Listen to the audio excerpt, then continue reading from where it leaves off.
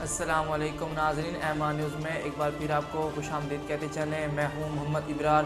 اب تک کی تازہ ترین ہیڈ لائنز۔ وزیر اعلیٰ پنجاب نے آتی زدگی سے مزدوروں کے جھلسنے کے واقعے کا نوٹس لے لیا۔ وزیر اعلیٰ پنجاب صفدر عثمان گزار نے مرتکے میں جوتا ساز فیکٹری میں آتی زدگی سے مزدوروں کے جھلسنے کے واقعے کا نوٹس لے لیا۔ انہوں نے آگ سے جھلسنے والے مزدوروں کو علاج معالجے کی بہترین سہولتیں فراہم کرنے کی ہدایت کی ہے۔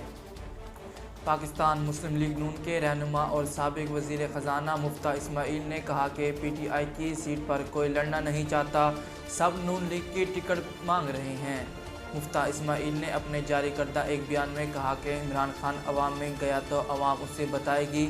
عوام کا عدم اعتماد ہو چکا ہے، اب پارلیمنٹ میں عدم اعتماد ہوگا۔ انہوں نے کہا کہ کچھ دنوں تک نمبرز گیم پوری ہو جائیں گی۔ پی ٹی آئی کی سیٹ پر کوئی لڑنا نہیں چاہتا، سب نون لیگ کی ٹکٹ مانگ رہے ہیں۔ Chief justice Sindh high court نے میر پور خاص میں 2 بچوں کے ساتھ اجتماعی زیادتی کے واقعے کا نوٹس لے لیا۔ Chief justice Sindh high court نے واقعے کا نوٹس لیتے ہوئے ڈی آئی جی اور ایس ایس پی میر پور خاص کو رپورٹ کے ساتھ پیش ہونے کا حکم دے دیا۔ سندھ ہائی کورٹ نے ریمانس میں کہا کہ ملوث افراد کے خلاف کارروائی کر کے رپورٹ پیش کی جائے اور دونوں اعلیٰ افسران 15 فروری کو ذاتی طور پر پیش ہوں۔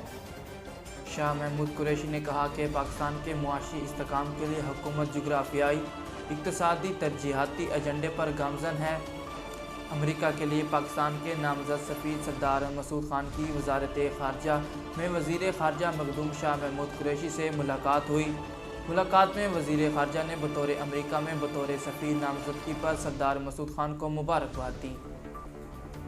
حرمین شریفین پریزیڈنسی کی تاریخ میں پہلی بار ایک خاتون کو مسجد نبوی صلی اللہ علیہ وسلم میں معاون خصوصی کے عہدے پر تعینات کر دیا گیا۔ ڈاکٹر فاطمہ بنت عبدالعزیز مسجد نبوی صلی اللہ علیہ وسلم میں شعبہ خاتون کی معاون خصوصی ہوں گی۔ ناظرین، اب تک کے لیے اتنا ہی۔ مزید خبروں اور تفصیلات کے لیے دیکھتے رہیے ایمان نیوز۔